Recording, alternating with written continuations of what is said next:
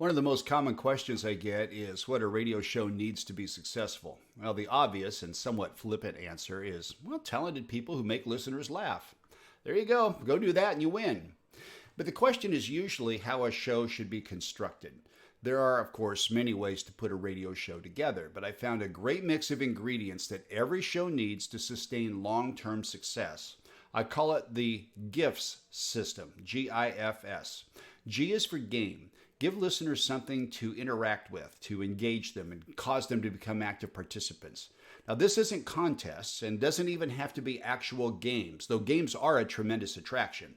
In this case, games are interactive phone topics or asking questions that cause them to think before revealing the answer, something to engage them and get them to play along with your show. I is information. Stations get too hung up on trying to break news or educate the audience, so I'm not talking about news alerts. But providing information shows listeners that you live in the same world that they do.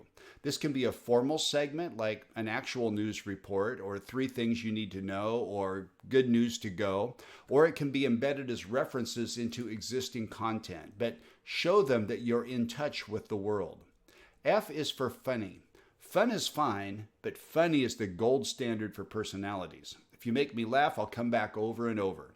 Now, funny can happen as part of a feature or a segment, but it's best when a sense of humor is demonstrated throughout the show and is injected throughout the entire program. And finally, S is for story.